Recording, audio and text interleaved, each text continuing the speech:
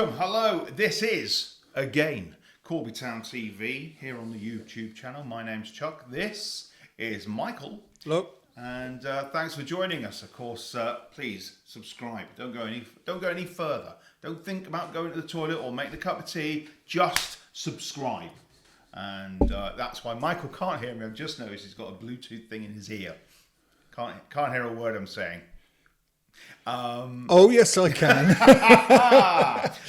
So yeah, subscribe, like, and hit the notification button so you keep seeing these come up in your feed. Now, what an awful game on Saturday. You weren't there, were you? I wasn't, no. I'm not having a go at the team, right? And I'm not having a go at the supporters because they weren't there either. But it was a very, very hot day. Now we can't say that it was the same for both teams, wasn't it? Hot day. Yeah. But I think that if it wasn't for that goal just before half time on 45 minutes plus 4, I think Corby might have weathered the game and got something from it.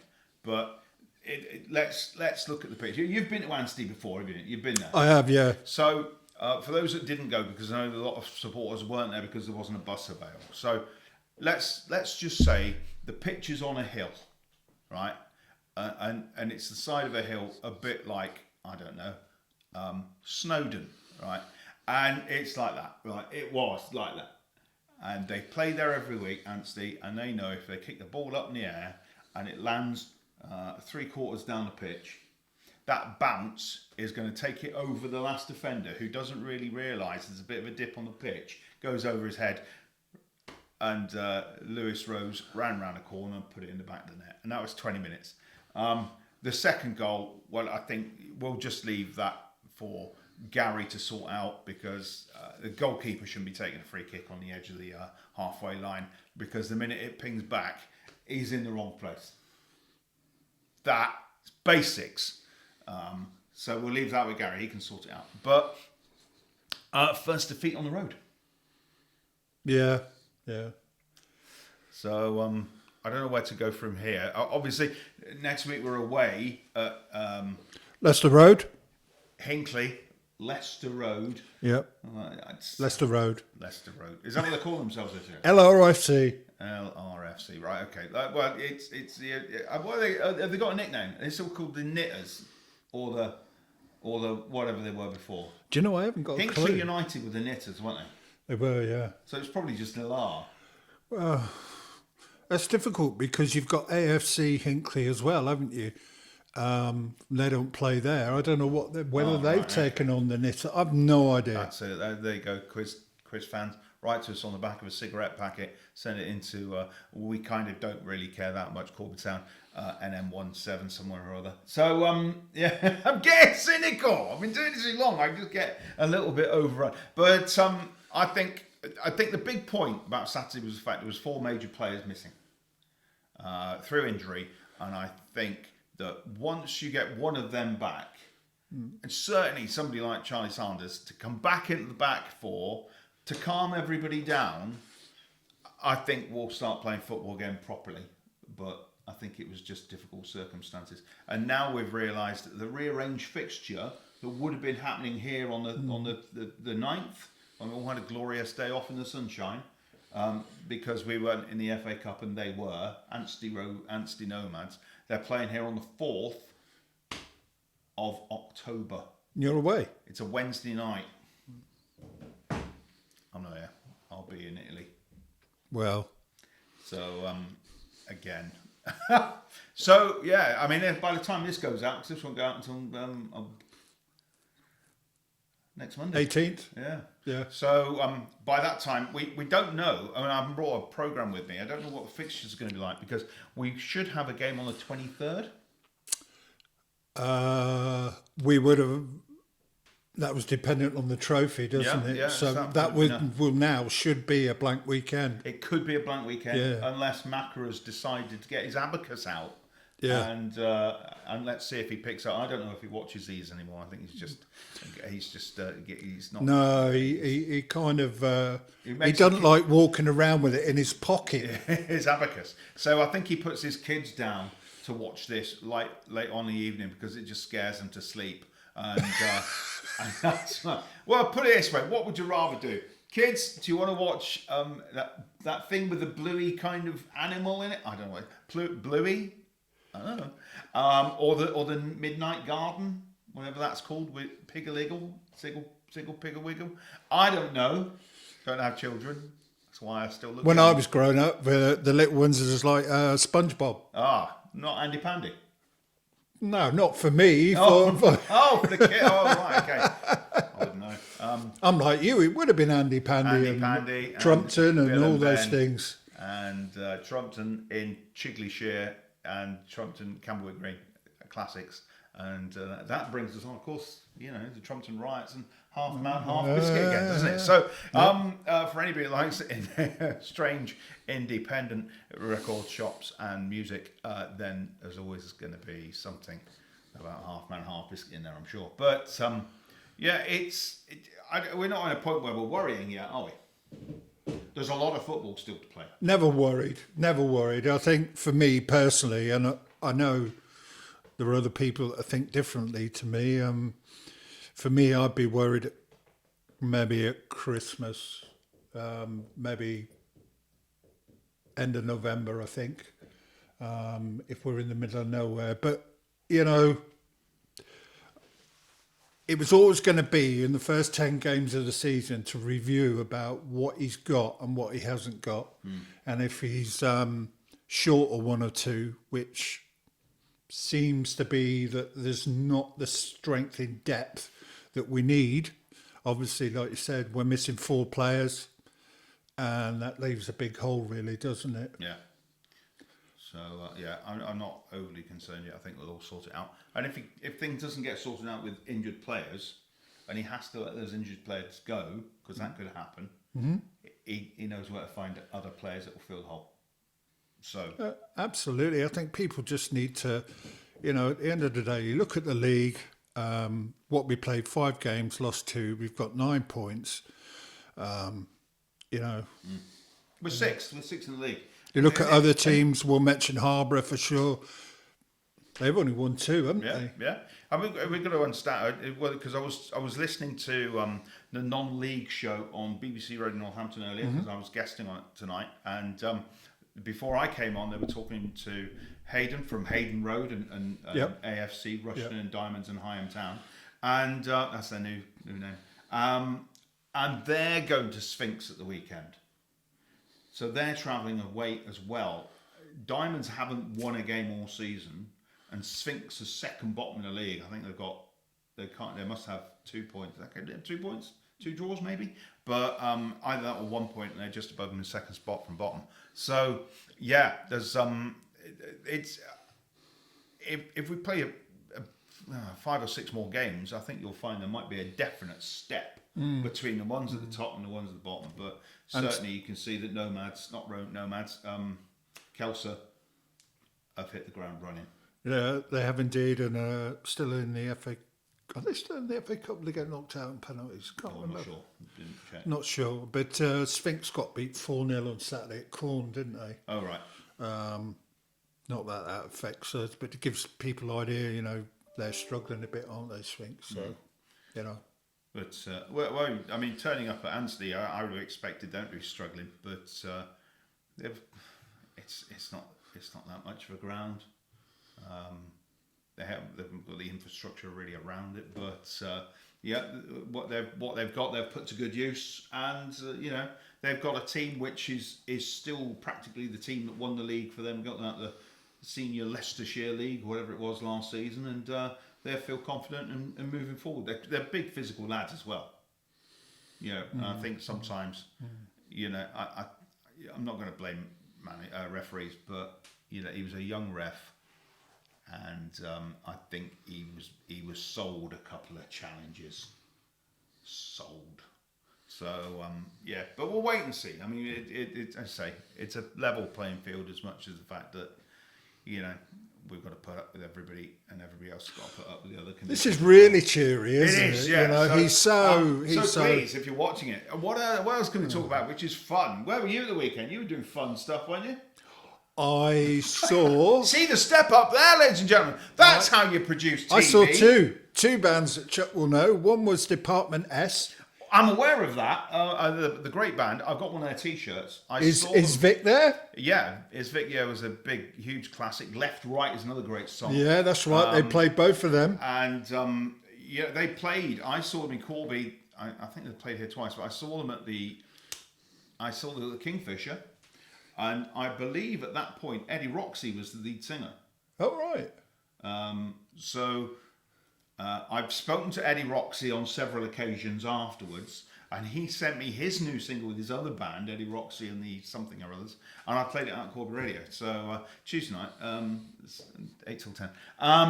But it's yeah, they're tight, and but Is Vic There is an absolute classic, and it's a song that everybody knows. Yeah, but wow. Eddie and the Hot Rods. I can't say any more apart from they absolutely blew the roof off the place. Incredible. Absolutely unbelievable. So they were one of those bands that came out 77, 78, and they were kind of made up of top musicians anyway, weren't they? They were a proper kind of band, and they were linked in with the punk scene and the new wave scene. Yeah. But after that big one hit that they had, that kind of went. But I would imagine most of them split and went off to other bands or filled other gaps in other areas in other bands. You would think so, don't you? So, yeah, I think that's probably a good thing. But and don't forget, at some point, I'm going to put some of the footage somewhere so you'll be able to watch it. Excellent, good stuff. And where was that? That was at the Stoke Prior Sports and Country Club. Sounds rather grand. It's not. But it's a lovely place. It's just outside Bromsgrove, and it's right down by a canal. Very small for about 400 or 500, so it's very chilled out. Excellent. Because we're doing this on a Monday because I'm off to see a band on Thursday. I'm on the guest list to see the Red Guitars. I'm looking forward to it. So for the second time. How did you manage that? Well, I've played them on the radio, on my Corby radio show. Is that it? 8 till 10 on a Tuesday. I've spoken to them on several occasions. They send me, yet again, the Red Guitars have been going for, I don't know, so many years, but their bass player is in another band. So Agent Starling, check them out, as the bass player Lou, she's written to me, and I've played her music out on the radio. So you build up this kind of rapport, and then all of a sudden, I get a call saying, are you free? And I say, well, yeah, I can be. So I'm going off to the Birmingham O2 to see them there. Can I ask a stupid question? Go on then. Do they use Red guitars? The guitarist, the main lead guitar player does use a Red guitar, yes. Oh, wow. Okay. It is a Fender Red Stratocaster. Okay. Not a Telecaster. Don't get confused. Very thin neck Telecaster, Stratocaster. So, yeah, good stuff. But also, I think it's also Gibson that he uses as well. So, I'm not an aficionado on guitars, but I know what a guitar looks like because Lou often uses a fretless bass. She's got a black one and a white one. One's fretless and one's got frets on it.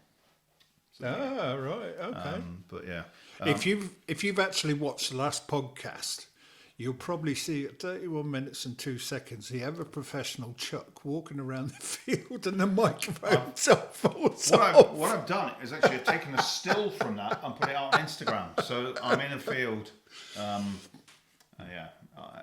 the pitch. We'll do that as a short. Because we need to obviously. I said thank you very much to Eugene's team, but he provided the lights. It was the back of the stand boys that gave us the microphone. So well, I might have to go and amend that I posted out. I thought Instagram. You did say that on the. No, on Instagram tonight. I just put it out tonight. Right, you got that wrong. Yeah. Right, okay. I'm only half human because Well, half man, half biscuit. Indeed, I am mostly bourbon and digestive. So yeah, but tonight there is a game going on here at Steel Bar tonight, isn't it? Yeah, first off, there is a game. The under-18s, they're playing Blackstones, who are based in Stamford. Yeah. It's only about half a mile from Stamford Football Ground, actually. So Corby won their first game 2-1. That was in the league, and Stamford had Blackstones had a massively impressive win last week against Peterborough United. They won 6-2. Wow. So are you going to be filming any of that, capturing some of Well, I see how time goes, but Yeah. just to let people know,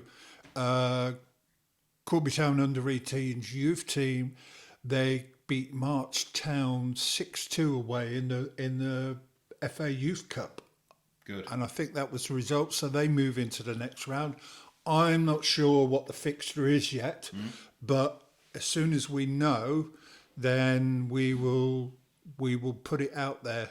And like I said in last week's podcast, is don't forget to look at the FA full-time league.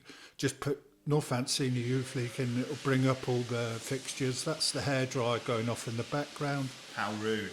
Because there is a game on tonight. Yeah, so FA full-time leagues, Northampton Senior Youth League, and it will give you all the fixtures, results, everything like that. Because I've seen there's a lot of fixtures at the weekend. Scores coming in. The ladies are playing. So good luck to the ladies in the new season. And that's all teams. Everybody that wears the black and white at Corby Town. And it's getting busy now. Things are starting to move on, aren't they? Yeah. I mean, as far as I'm concerned, for me personally, all my music stuff done now, so it'll be football, and I've got a lot of editing to do, but that's nothing unusual. I've got a lot of holidays to take. Yeah, you have. But England don't want to be losing tomorrow, do they? I don't want to turn into the greatest. Are we going to go there? I don't know. The second greatest footballer ever in an England shirt, we can say that, was of course Greavesy. And I remember Greavesy on the telly with Ian St John going, well, it's a funny old game, isn't it, Zane? Yeah. But those chilly dockos, they want to get a beating, wouldn't they? But obviously every Scottish fan will like to remind me that the first team that beat England as world champion World Cup holders was, of course, Scotland. And some people from Corby have still got a bit of grass from Wembley from 1977 in their back garden. They probably have, yeah. So yeah. I don't know what the result will be. I think the Scots will be up for it more than the English will. It's just a friendly. Yeah, but you can take that out of the equation. They won't treat it as a friendly. And the oldest international football fixture ever. Is it? Yeah, it's the first international football fixture, England versus Scotland. So this is the 150th anniversary of that first game. Let's see what happens. I can't wait. It's been a while for me since I was at a game, to be honest. Are you going to Hinckley? Of course. Okay. Yeah. I will be there at... down the A5, apparently. It's not far, is it? Well, people think that Anstey wasn't far. It's only something like... it's only about 38 miles. Yeah, it's about 45 minutes, isn't it? No, it took me an hour to get back.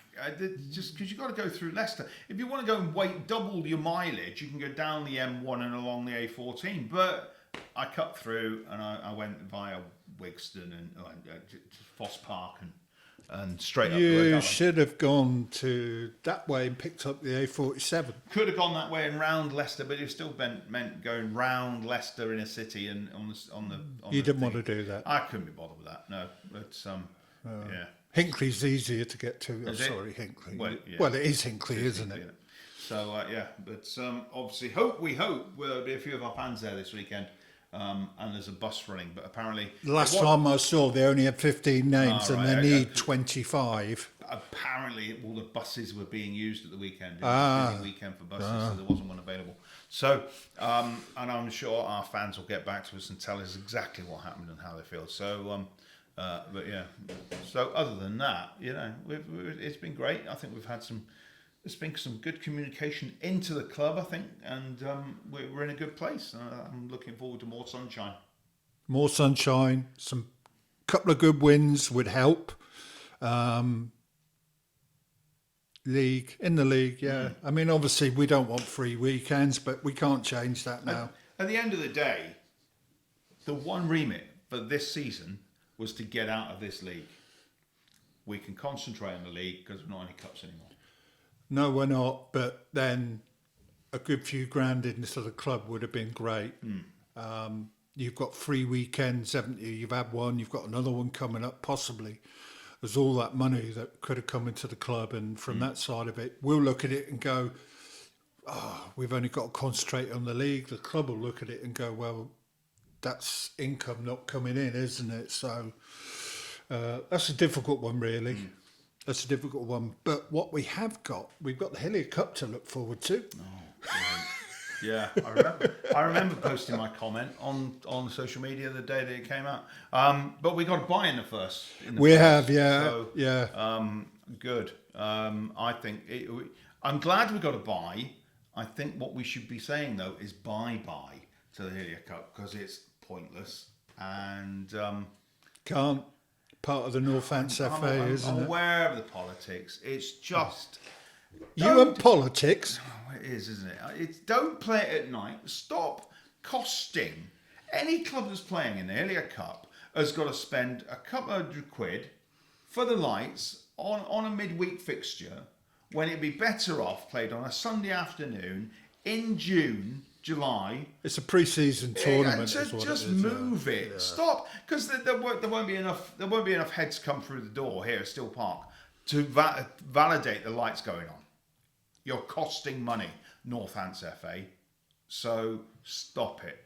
And I don't think I just speak for Corby Town. I think if you speak to any of the other big clubs, whichever big clubs I mean in Northamptonshire, but Kettering, Diamonds, and even Peterborough Sports, Brackley, certainly Brackley. They don't want to do that. They're not going to throw a team in that. You know, everybody tries to put their a reserve team in. They treat it like Premiership players playing in the EDF Cup, or what's it called, the League Cup. Obviously that happened at Tottenham this season as well. But it's just pointless. Just make it a pre-season tournament. Put it five-a-side a pre-season tournament. And if the NFA actually made that decision, it came here first. It's where you heard it first. So why can't we make it walking football tournament? Football tournament, mixed teams, get everybody involved, and yeah, just mad. Did you see that there's a special league in Scotland? I saw on the telly that they will only accept players who have a waistline of over 38 inches. Wow. To play in their team. Wow. And they've got a league set up with I don't know. They've probably called it some right on name rather than Fat Boys League, but it's I never said that. But yeah, they're lads that putting a bit of weight. They miss the camaraderie of a football game, and they want to go out and play football on a. And they were playing in a proper stadium, so it looked all right, but. And why not? Why cannot Let's get people fit and get them out there. Yeah. I couldn't do that because I haven't got a knee, but no, it's true. I can't actually play because I've got a bad knee. So I'd love to be able to play football. I'd love to chance to play walking football, but it's on the wrong day of the week. So change that as well. Just for me. It's all about me, isn't it? Me. As far as you're concerned, it's all about you. Yeah. My show, my radio show, my this. Chuck the Poet. Do you want a radio show on Corby Radio? No. Chuck the Poet. Oh, he's got a gig coming up. Yeah. He's got a I saw gig, that. Yeah, on the 12th of October. Not me, Chuck the Poet. He's somebody completely different. Yeah. 12th of October down the Royal George. I think what we'll do. It's going to be absolutely heaving. I think what we'll do one week is we'll have a special guest on and we'll bring Chuck the Poet on. That'll be the week I'm away. Which will be really interesting. So, but did you see Chuck the Poet did write a poem for the fans? I saw that. Yeah. That it didn't have Chuck the Poet's face all over it. It was the fans. Yeah. I kept the noise of the fans underneath the bed of the poem, and I bunged it out on social media, and it got a couple of hundred hits. It was quite nice. So good. We'll put it on this podcast for you. Oh well, yeah. It's only 30 seconds long, so doesn't matter. It's But I think there was a bit of feedback from that, and I think I appreciate that. And I'll pass it on to Chuck the Poet. So I'll tell him when I see him. Yeah. So yeah, kick-off's in 10 minutes. Do you want to go and watch the lads play? I might do a little bit, see how the land lies and everything like that, and see where we go from there. We are looking for people to come on the podcast. As you will have seen, the last 3 have just been me and Chuck. We would encourage people to keep watching them. And if you are interested in coming on as a guest, please do. Whether you're a supporter, whether you're, I don't know, somebody that lives in the town, does something else, but supports Corby Town. We're open to people coming on. Yeah, certainly. I wouldn't mind, if it was possible, and it isn't always possible, a good ground hopper. Somebody who's been around a few grounds, because we've been around a few grounds. I'd like to have a bit of a natter with somebody that's been through a couple of grounds and said, well, yeah, I enjoyed it when I went there. Enjoyed it when I went there. Yeah. There's not many away grounds I particularly like going to. I don't like the ground, but I like going to Buxton. Okay. Because you can pop down for a Buxton pudding and then dosh back up for the ground. And in the corner of the ground, far off on the view, if you're at the back of the stadium, you can see Solomon's Temple up on the hill. Now that's a nice position to be in, but unfortunately, as the pitch is plastic, it doesn't hit my favourites list. Have you seen those? I tell you what, there's a video out there, and I want to go. I really want to go. There's 2 lads, I think, and they're called Away Days, and they have a YouTube channel, and they travel everywhere doing non-league, any sorts of football at all. And they actually found a football ground. Now, I'm trying to remember, was it Slovenia or Slovakia? With a railway line next to it. With a railway line right by the touchline, and the train goes by while they're playing football. Absolutely amazing. I think it's in Serbia, actually. Is it Serbia? I think so. Well, pardon me. Yeah, we could get a train to come in. Well, it would have been easier at the Triangle because you got that track. How many years did we carry on shouting, "Get off the track!" when you're at Triangle? And I didn't care. I would like to have seen it ripped up. It's an absolutely awful pitch. And it made the pitch small, and you're miles away from it. The only 12 or 10 running track lane in the UK. Do you know, I remember the only train that I would never go on, right? Me and my missus went abroad. I can't remember. It's probably happened in a few places. But I think it was Tenerife perhaps, or somewhere like that. And we went, and there was this train, and this little train used to drive up and down the street. And it would pick up tourists and drive from one end to the other. And I looked at it, and I looked at all the people that were on it, and I said to them, I'm not getting on that. And I nicknamed it the Wally Trolley. And you know what? After the first day of moving everything around, I just went and got on it because it was a whole lot easier because of all the hills. But yeah, if you ever go anywhere and you see one of these little trains going up and down, I nickname them Wally Trolleys. I did see that there is one that goes up and round and down in Luxembourg. I went on that. That was all right. Yeah. But there is a proper train from Parma, and it goes through, from the city of Parma, the town of Parma, right up to the orange groves, and that's a very nice train ride. But I missed it. You had to get on there very early in the morning because the tickets go really quickly. But I do like a vernacular railway though. Big words. I have no idea what you just said. It goes up a hill. Oh, right, okay. One of those. Why didn't you just say it went up? Gets pulled up. Well, it's generally, you've got 2 types. One of them balances for one going up here, and it pulls the other car up. Yeah. And the other one is kind of on a chain system, so it's kind of a big chain that gets pulled up on the chain. Or a big cog system. And there's a couple in Genoa that I went to recently, and that was pretty cool. I'm not suggesting I just go around the planet looking for vernacular railways, because there is a really, really nice one in Budapest. But I kind of do. And there's a great one in Hastings as well. Vernacular railway. Vernacular railways. That's different to... You say vernacular, but it's kind of spelled vernacular. F-U-N-I-C-L. So yeah. I take it they actually run on tracks then. It's on a kind of track, but it goes up the hill like that. Yeah. The steepest ones in Switzerland, it's called Swoosh, but it's built of 4 carts, and the carts are not connected to each other. They're all big bubbles, and they go up the hill, and they kind of go flat, and then they go up the hill, and they step up behind each other. What am I talking about? I'm such a train spotter. So yeah. Educated, uneducated. No, that's no, me. No. Trains are great. So, but yeah, I'm still looking to ride a shunter.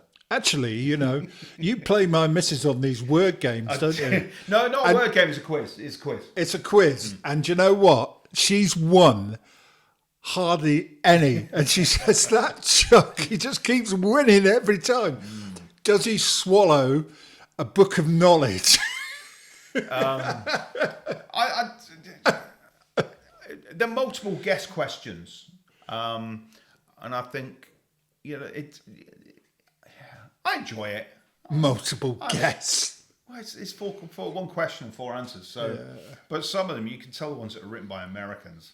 If the word colour's spelt wrong, because we all know it's COLOUR, not like the stupid American people who spell it with no U in it. If you are watching from America, yes, 50% of your country are stupid. Is that enough? Is that a big enough gap? Half the population states have just wound up. America is America, isn't it? It's mad. As mad as a box of chips. So cheesy chips. There are some very cheesy people in America, but it's you can tell the stupid questions when there's certain questions you kind of think, who's compiled this as a question? It's just shocking. So, but yeah, I've seen. We've all seen those videos of questioning Americans in the street, and they go, "Okay, can you tell what flag this is?" And they go, "No." This flag is? No. Do you know where this is? No. Because they think they are the world, and they're not. Why are those videos all over TikTok? And they're going up, no. Okay, for $40, no.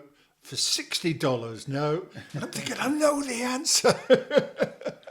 Strange. So, Americans, if you're watching, you're really not the brightest. And please, I don't want to get into a political debate, because you all know that Donald Trump isn't really a president or particularly a politician, but Joe Biden, just bin him off and get his vice president in, because she'd do a good job, I reckon. Say nothing. Politics, nah, not for me.